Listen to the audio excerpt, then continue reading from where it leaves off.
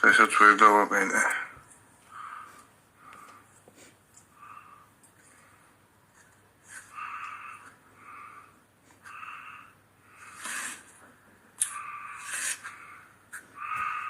ჩამდეს კომენტარები.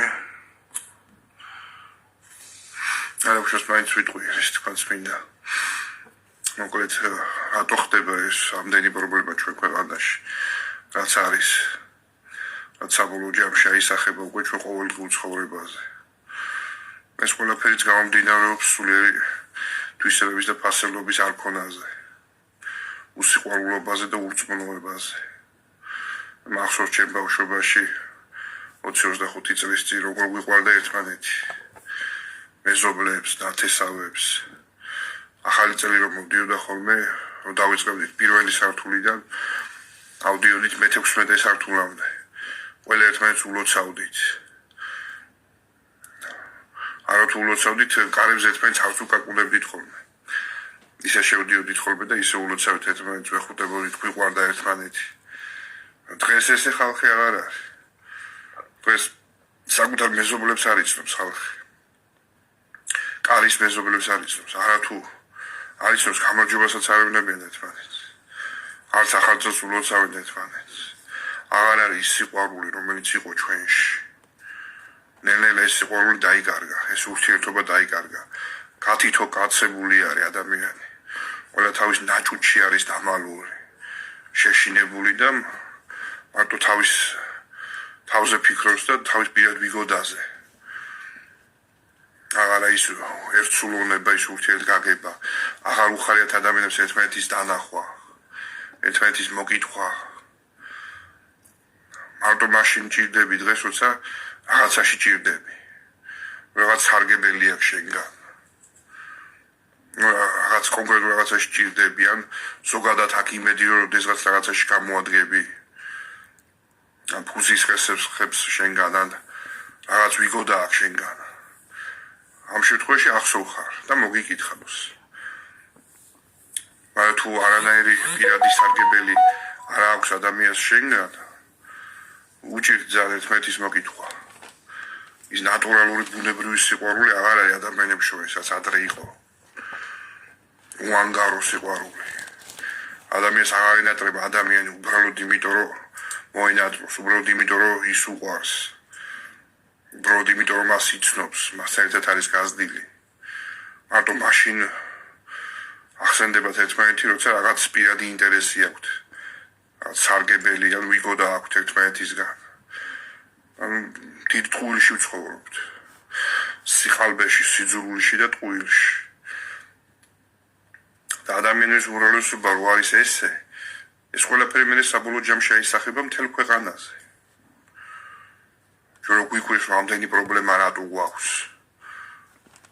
ყველა მთავრობა, რომელიც იყო, არის და იქნება, რატოა ყველა ერთნაირი. ეს ოპოზიციაც რატოა ყველა ერთი და ერთნაირი. თუ ისინიც ხალხია. ის მთავრობაც ხალხია, ის ხელისუფლებაც ხალხია. კინოროა თეთრი ბაირაღები, სადაც ლიმონა ეუნება. მთავრობა და კაცი არ არის, ისიც მეწოდება. ის მთავრობაში იგივენაირი ხალხი არიან, მოკვდავები როგორც ჩვენ. იმათაც შეათ, ცივად და ტკივად. ისინი ჩვენსავით გაიზარდნენ ქუჩაში, ეზოში. ჩვენსავით სწავლობდნენ სკოლაში.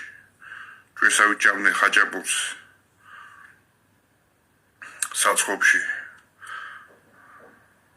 და ეს სხვა ხალხიც, რომელიც არ არის მთავრობაში, ესენი სწორებენ იმათ ადგილას, ზუსტად იმათნაირები იქნებოდნენ, თუ უარესები არა. იმიტომ ესეთი გარემო არის, ესე ვზდით შვილებს, ესე იზრდებიან ადამიანები, ბავშვობიდანვე, პატარაობიდანვე, უპასუხისმგებლობაში, ზედაპირულობაში, სიძულვილში, ძალადობაში, გაუნათლებლობაში. ეს ყველაფერი უგროვდება წლების განმავლობაში და იზრდებიან. მე უკვე ამ ყველაფერს ავლენონ უკვე სხვადასხვა დარგებში და სხვადასხვა უწყებებში. მე უკვე ამ სიძულვით ვარიან გაზრდილები და აღჭურვილები და ამას ვატარებენ. ამის გამოვლინება მე ის ჩვენი ყოველდღიურობა, რომელიც არის. ის არასწორი კანონები, რომელსაც იღებენ, რომელსაც სწორად არ ასრულებენ ან ვერ ასრულებენ. ეს უპასუხისმგებლობა, რომელიც აქვთ ხალხისადმი და ხალხს მათსადმი. ეს ერთმანეთის სიძულვილი. ყველა პარტიას ერთმანეთი როს ძულს. ადამიანს ერთმანეთის ძულს. იმას ის ძულს, ამას ეს ძულს. ამას მოყვება მე მიკერძოებულობა. კლანურობა. იმისიანი, ამისიანი, იმის პარტია, ამის პარტია. იმათი ტელევიზიები, ამათი ტელევიზიები. ეს ამას მიყვართ რადიკალიზმისკენ. აი თუ ოპოზიციას იწვევენ ერთ ტელევიზიაში, იქ არ მიიწვევენ მთავრობის მომხრეს ან მთავრობის წევრს. და იგივეა პირიქითაც. ეს გათითო კაცება ხდება. ამას ყველაფერს სიზულვილი იწვევს. ამას ყველაფერს უსიყვარულობა იწვევს. ამას მოყვება მაგრამ მთელი ის რიგი პრობლემები, რომელიც არის ჩვენ ქვეყანაში. გავიხსენოთ 90-იანები. როგორ ესროდნენ ერთმანეთს ჩვენი თანამემამულეები, კალაშნიკოვებს, როგორ კლავდნენ ერთმანეთს, როგორ დაამხეს მთავრობა. ის მთავრობა, რომელმაც დამოუკიდებლობა მოგვიდანა. თავიდანვე როგორი სიზულვილი იყო ჩვენ შორის ერთმანეთში. იმის მერე გრძელდება.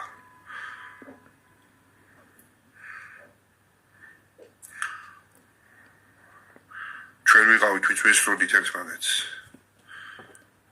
ჯერ თბილისში პარლამენტის შენობის შტორმის დროს, როცა ზვიად იყო ბუნგერში ჩაკეტილი პარლამენტში, მე უკვე აფხაზეთის მოვლენები, ცხინვალის მოვლენები, იქაც ერთმანეთს ვესროდით, იქაც არ უსმენდით ერთმანეთს. იქაც ერთმანეთის აზრი იყო მიუღებელი, იქაც სიძულვილი იყო. რაც გაიზარდა მე ომში, სამოქალაქო ომში. იმის მერე არის ის უბედურება, რაც ტრიალებს ჩვენ თავს. ერთი იგივე რუტინაში რო ვართ. ვერ ვსწავლობთ ჩვენ. დასკვნები ვერ გამოგვაქვს. რომ სიბოროტე გადამდებია. ეს სიძულვილი ბოღმა, აგრესია და სიბოროტე გადმოგვედება 90-იან წლებიდან და მანამდე. და ერთი და იგივე გრძელდება, ერთი და იგივე რუტინა.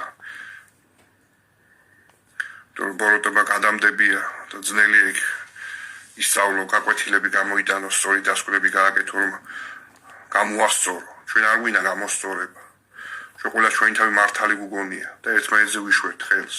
რომ ის არის მტყვანი, ის არის მტყვანი, მე ვარ მართალი. ეს ამპარტავნობა, ქედმაღლობა და ეგოიზმი და პატივმოყვარეობა, რომელიც ჩვევია. ესეც იწვევს იმ ყველაფერს, სხვისი აზრის მიუღებლობას. ყველას თავისთავად პროფესორი როგორია და ეს ქედმაღლობით და ამპარტავნობით ყველა ერთმანეთს ებრძვის. ეს ყველაფერი საბოლოო ჯამში აისახება ჩვენ ყოველდღიურ ცხოვრებაზე. ეს აისახება ეკონომიკაზე, სოციალურ ფონზე, უპასუხისმგებლობა და ეს ზედაპირული დამოკიდებულება. გახსოვთ გამოთქმა რო ქონდათ 90-იანებში ესეთი ბორჯომი შეგვინახავს. ის ბორჯომი საერთოდ აღარაა ჩვენი, ის ბორჯომის ლიცენზია რუსთუ-უკრაინელ ოლიგარქს აქვს ნაკიდი. შეგვინახა ბორჯომმა. ეს ზედაპირული დამოკიდებულება გვაქვს, არ გვინდა ყველაფრის შინაარსიანად შესწავლა, სიღრმისეულად შესწავლა, გაანალიზება, სწორი დასკვნების გამოტანა. ყველაფერი უცბად გვინდა, ჩქარა გვინდა და ისე გვინდა ჩვენ როგორც გვინდა. ჩვენ არ ამრავლებთ, არამედ აი მე როგორც მინდა, იმას როგორც უნდა 3.5 მილიონიდან 95% ისე უნდა როგორც მას უნდა. და არ არის ესე. როგორც შენ გინდა ყველაფერი ისე მოწყობილი. ყველაფერს სიღრმისეული გაანალიზება სჭირდება, სწორი დასკვნების გამოტანა სჭირდება. და ეს ზედმეტად ემოციურები რო ვართ, ესეც გვიშლის ხელს ამ ყველაფერში. ზედმეტი ემოციები იწვევს სხვისი აზრის მიუღებლობას. ეს იწვევს ზედაპირულობას. ზედაპირულობა უპასუხისმგებლობას. ერთმანეთზე გადაბრალებას, ერთმანეთის ჭამას. ეს გვაქცევს, კიდე რო ვარსებობ, საერთოდ მიგვირს. თან ისეთი ხალხი ვართ, რომ კი ვითომ ბრძენიერი ვართ. მაგრამ ხანდახან ისე ვიქცევით ხოლმე, რომ მართლა იფიქრებს კაცი მაიმუნებისგან ხო არ ვარ წარმოშობილი. არა და ნამდვილად არ ვარ მაიმუნებისგან, მაგრამ ხანდახან ასეთი აზრი გაგიჩნდება კაც. რას უშვებოდით ჩვენ გმირებს, მოღვაწეებს, მწერლებს, ჩვენ წინაპრებს. როგორ ათრიეს ჩვენმა წინაპრებმა სულხან საბორბელიანი სვეტი ცხოვრების ეზოში. როგორ ებრძოდნენ ილია ჭავჭავაძეს, ძალად არაგდებდნენ. კვირაობით იკეტებოდა ხოლმე დეპრესიაში და სახელიდან არ გამოდიოდა ხოლმე. ძალით ასწავლა ხალხს წერა-კითხვა. ბოლოს მოუყარით. არჩევნებზე კიდე რომ მიიღო მონაწილეობა 3% აიღო, როგორც მახსოვს. ვიღაც მედუქნე მაჯობა, ფესტოლის პრობლემა. მუცელმა აჯობა, დუქანმა. ცოდნას და განათლებას.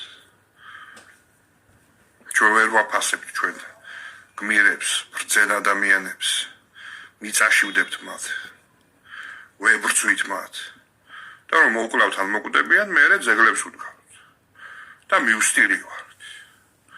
და სიცოცხლეში არ გვინდა რომ დაუფასოთ მათ, დავაფასოთ ისინი, პატივი ვცეთ მათ. ეს იმიტომ რომ მადლიერების გრძნობა ნაკლები ხალხში. და მადლიერების გრძნობის ნაკლებობა იწვევს უმადურობას. ჩვენ ვატარებთ ამ ცოდვას, უმადურობას. ჩვენ 7 მომაკვდინებელი ცოდვიდან 7-ვეს ვატარებთ. აგრესიას, ბოღმას, ეგოიზმს, ქედმაღლობას, შურს და სხვა ცოდვებს.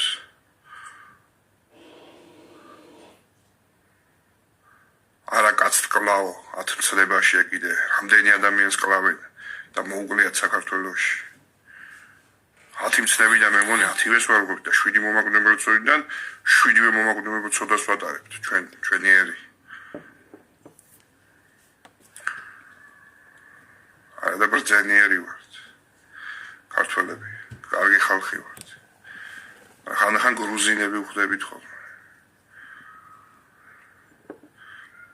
მე ცხოვრება გრუზინულად მიგვდის. ვართ ქართველები, და დავრჩეთ ქართველებად. ვიყოთ ქართველები. და არა მოყმის მოგმობეები და მტრის არ მწოდნი. როგორც ცნობილი ლექსი აქვს ილია ჭავჭავაძეს.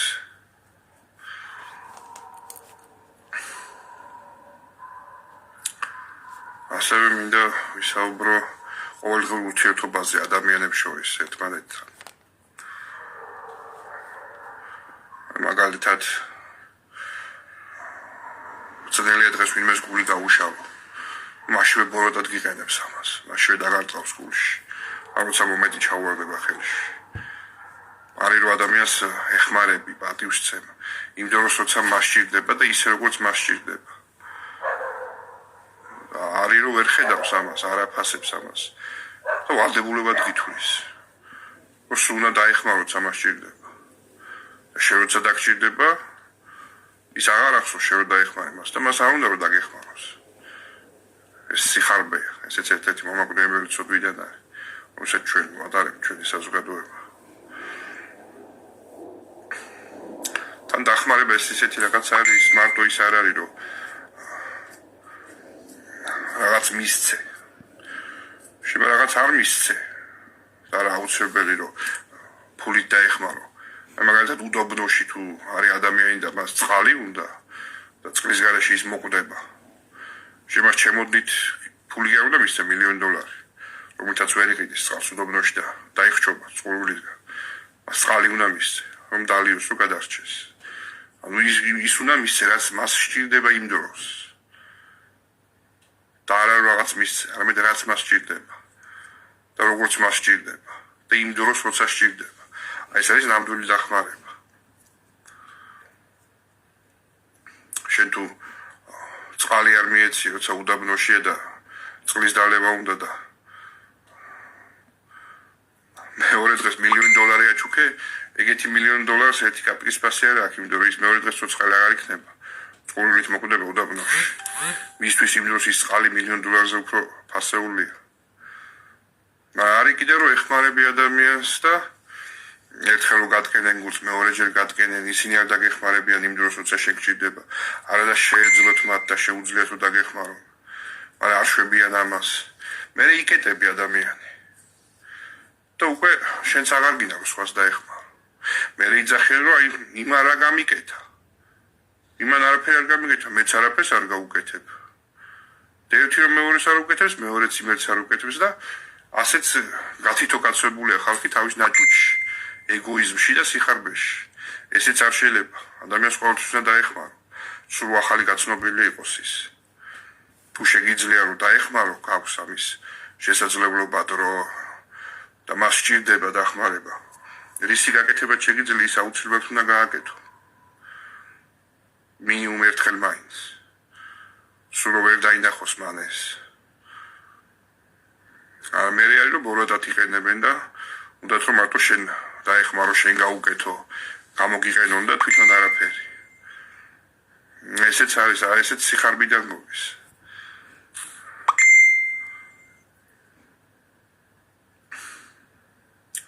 მეგობრებო, კიდე მინდა ვისაუბრო, ესეთი კარგი წიგნი არის. ცეცხლი და მახვილი კავკასიაში. ეს არის ლუიჯი ვილარი. ესეთი იტალიელი წერალი არის, რომელიც 1904-1905 წლებში იყო საქართველოში. და დაწერა, აღწერა ეს ყველაფერი, რაც ხდებოდა თბილისში, იყო მაშინ ერქვა თბილისი, ასევე ქუთაისში იყო, გურიაში და ბათუმში. ის ძალიან საინტერესო წერს, რა ხდებოდა, როგორ ხდებოდა. ილია ჭავჭავაძის სიცოცხლის დროს იყო ის აქ ჩვენთან. მე მგონი ილია ჭავჭავაძესაც შეხვდა, თუმცა ამაზე არ წერს, კონკრეტულად ამაზე. ძალიან ბევრ საინტერესო რაღაცას წერს. ესეთი გამოთქმა იყო მაშინ 1905 წელს, რომ საქართველოში ყველაფერი ძვირი ღირს, ერთადერთის გარდა, ადამიანის სიცოცხლის გარდა. ისე დაუფასებელი იყო მაშინაც ადამიანი. პანტაპუტად ყლავდნენ ერთმანეთს შუა ქუჩაში დღისით მზისით. იმის მერე 120 წელი გავიდა და არაფერი არ შეცვლილა. სამუშაო უფლებები არავისი დაცული არ არის. დაიწყებ მუშაობას და უნდა გიხმარონ. რაც არ გევალება, ისიც უნდა გაგაკეთებინონ. გეტყვიან აღინა, კარგად იყავი წადი. ხელფასიც ისეთი არის, რომ ელემენტარი რომ ჭამო ადამიანებში არ იყო, იმაშიც არ ყოფნის. ეს ერთმანეთისადმი ზედაპირული დამოკიდებულობა, ერთმანეთზე არ ფიქრი, ერთმანეთის გამოყენება. ეს ყველაფერი ძალიან მძიმედ აისახება ჩვენს ქვეყანაზე, ჩვენზე ყველაზე და ჩვენ ყოველდღიურ ცხოვრებაზე. ამის სათავე და სათავე ზუსტად იმ სულიერი ფასეულობების და თვისებების არ ქონა, რაზეც წინა პირველ ლაივში ვისაუბრე.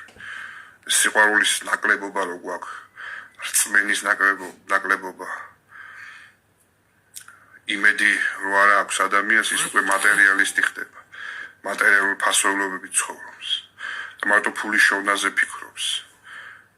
და ისეთი ადამიანები რომ მიდიან მე ხელისუფლებაში, ან რომლებიც არ მიდიან, ცხოვრობენ მარტო მატერიალური ფასეულობებისთვის. ისინი უკვე ყველაფერს იკადრებენ და კადრულობენ. და ჩანს კიდეც ეს ყველაფერი. ჩვენი ყოფილი ჩინოვნიკები როგორ ინახავდნენ მილიონებს თაკაში და სახლებში და უქროს ზოდებს. ესეთი ყოველთვის ხდებოდა და ყოველთვის იქნება, სამ მატერიისთვის ვიცხოვრებთ. თუ ადამიანი, რომელიც სწამს ღმერთის და აქვს სულიერი თვისებები, ის იმ ყველაფერს არ იზევს და არ იკადრებს. რასაც ის ადამიანი იკადრებს და იზევს, რომელსაც არ აქვს სულიერი ფასეულობები. ის არც ფულს მოიპარავს, არც ტენდერს მოაგებინებს, არც გააყალბებს, არც ცუდ კანონს არ მიიღებს. რომას წამს ღმერთის და ის თავს არ გაიბინძურებს, მაგრამ ძირითადად უმეტესობა ადამიანების მატერიალისტები არიან, მიწიერებაში არიან ჩაფრულები. და ესეთი ადამიანი მარტო მატერიალური ფიზიკური სიამოვნებისთვის ცხოვრობს და მიწიერი დაბალ ვიბრაციული სიამოვნებებისთვის, ფულის შოუნისთვის, ჭამისთვის, გემოსთვის. ეს ყველაფერიც მერე აისახება ჩვენ ცხოვრებაზე. ესეთი ადამიანი არ ქმნის არაფერს, რომელიც მატერიისთვის ცხოვრობს და მატერიალური ვიგოდისთვის და სარგებლისთვის და მომხვეჭველობისთვის. ესეთი ადამიანი მომხმარებელი ადამიანი. ჩვენი ცივილიზაცია, მთელი დედამიწა და ჩვენ საქართველო ვართ მომხმარებელი ცივილიზაცია. ჩვენ არ უქმნით, ჩვენ არ ვიზიდავთ, ჩვენ მოვიხმართ, ჭამთ, ათხოვებს ვამუშავებთ. პარაზიტები ვართ, ხალხო. ეს მარტო ხალხის ბრალი არ არის, ამას ხელს უწყობენ, რომ ესე იყოს, მაგრამ ხალხის ბრალიც არის. იმიტომ ის ვინც უწყობს ამას ხელს, ისიც ხალხია. უნდა გავხდეთ მომზიდველი საზოგადოება, რომელიც არ იცხოვებს იმისთვის, რომ ჭამოს და ეს ათხოვები გადაამუშავოს. არამედ იმისთვის ვიცხოვრებთ, რომ განვითარდეთ. პირველ რიგში სულიერად, ინტელექტუალურად, ფიზიკურად მივახციოთ მწვერვალებს, წარმატებებს, გამოვიმუშავოთ სულიერი თვისებები და ფასეულობები, სიყვარული, სიმამაცე, რწმენა, იმედი, სიკეთე.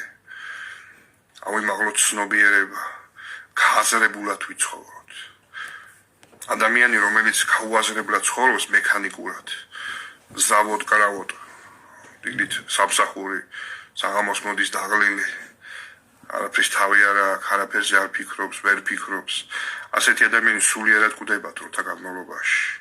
ბიორობოტი ხდება, ბოტი ხდება. სულიერი სიკვდილი ეს უარესია ფიზიკურ სიკვდილზე. ამიტომ უნდა ვიცხოვროთ გააზრებულად, მიუხედავად ყველა პრობლემისა, რომელიც გვაქვს. უნდა ვიყოთ გაცნობიერებული და გააზრებულები.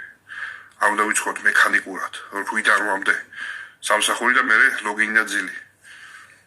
ნახან ვიკითხოთ წიგნები. ურთიერთობა გქონდეს ერთმანეთთან. არ უნდა ვიყოთ ჩაკეტილები ჩვენ თავში, გააზრებულად უნდა ვიცხოვროთ, თუმცა გააზრებულად ცხოვრობ, სულიერად ცოცხალი ხარ. და ქრისტე არს შენში და შენ ხარ ქრისტეში. თუმცა გააზრებული ხარ და არ ხარ ცოცხალმკვდარი. იმიტომ ამბობს ქრისტე, უყურებთ, მაგრამ ვერ ხედავთ. ისმენთ, მაგრამ არ გესმით. იმიტომ რომ გაუაზრებლად ცხოვრობს, ის რომ უყურებს იმას ვერ ხედავს, რაც უნდა დაინახოს, ის მარტო ზედაპირს ხედავს, სიღრმეში ვერ იყურება. და სიღრმე არ ესმის. და რომ გაუაზრებლად, გაუთვითცნობიერებლად ცხოვრობს. იმიტომ უნდა ვიყოთ აზრიანები. ყოველ დღე უნდა ვიფიქროთ, რა გავაკეთეთ, რა უნდა გავაკეთოთ, რატო გავაკეთეთ, როგორ გავაკეთეთ. ყოველ დღე ვის რა ვარგეთ, რა სიკეთე გავაკეთეთ, ხვალა უნდა გავაკეთოთ. გააზრებულად უნდა ვიცხოვროთ და გააზრებულად მოვაკეთოთ ყველაფერი. ემოციებში არ უნდა ჩავიკარგოთ, ავხორციულ ემოციებში, მიწიერ ემოციებში, რომელიც დაბალ ვიბრაციულია და ცხოველებთან გვაახლოვებს. ეს ზედმეტი ემოციურობა რო არის და გაუაზრებლობა, იმიტომ ხდება ამდენი ომი, კონფლიქტი, ჭხუბი, ერთმანეთის ჭამა, ერთმანეთთან ბრძოლა. ეს ემოციები რო დაუძლიოთ და უფრო სულიერები გავხდეთ, უფრო მეტი ურთიერთგარგება იქნება. აღარ იქნება ეს ერთმანეთთან ბრძოლა და ერთმანეთის ჭამა. მატერიისთვის და რაც მიწიერი სიკეთეებისთვის, ფულისთვის და ძალაუფლებისთვის, რომელიც არ არის ღმერთისგან, ის კეისრის არის, სეშმაკისგან არის. მიზანი არ უნდა იყოს მატერია. კი, შეიძლება იცხოვრო, შეიძლება პოლიტიკოსიც იყო, შეიძლება ბიზნესმენიც იყო, შეიძლება მილიონერიც გახდე, მაგრამ ეს არ უნდა იყოს თვითმიზანი, ეს უნდა იყოს ინსტრუმენტი, რომ შენ განვითარდე, იმდენი კონდეს შემოსავალი, რომ აღარ გიწევდეს ყოველდღე მუშაობა 8-დან 8-მდე. რომ მეტი დრო კონდეს ურთიერთობებისთვის ადამიანებთან, მეტი დრო კონდეს ბუნებაში, რომ გაატარო დრო სხვადასხვა სულიერი პრაქტიკებით დაგავდე იოგათი მაგალითად, იკითხო წიგნები, აკითხო სხვა საქმე, განვითარდე პიროვნულად, სულიერად. ამისთვის უნდა გამოიყენო მატერია და ფული. სულიერებას უნდა ემსახურებოდეს მიწიერი მატერიალური სიკეთეები. და არ უნდა იყოს თვითმიზანი მატერიისთვის. რომ ფული იმიტომ ვიშოვოთ, რომ მე მეტი ფული ვიშოვოთ. სული არ უნდა დაუმონოთ მატერიას. სამწუხაროდ ადამიანების და კაცობრიობის უმეტესობა მატერიაში ცხოვრობს მატერიისთვის და არა სულიერი სრულყოფილებისთვის. იმაზე არ ფიქრობენ, ამ ცხოვრების მერე რა იქნება, არადა ნამდვილად იქნება.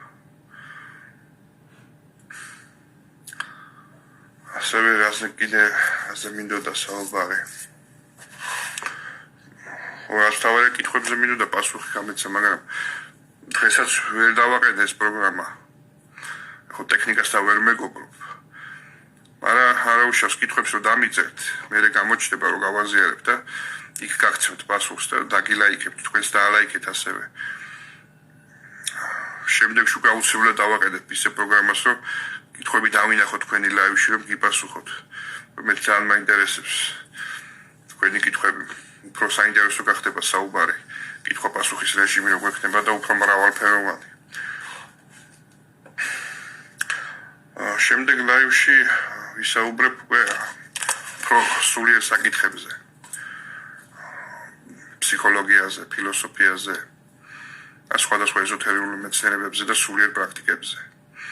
მაგალითად, შემდეგ კვირას მინდა შემდეგ ლაივზე ვისაუბრო რა დანიშნულება აქვს ადამიანს, რისთვის შეიქმნა საერთოდ ადამიანი.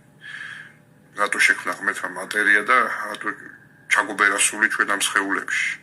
რა მისია გვაკისრია ჩვენ.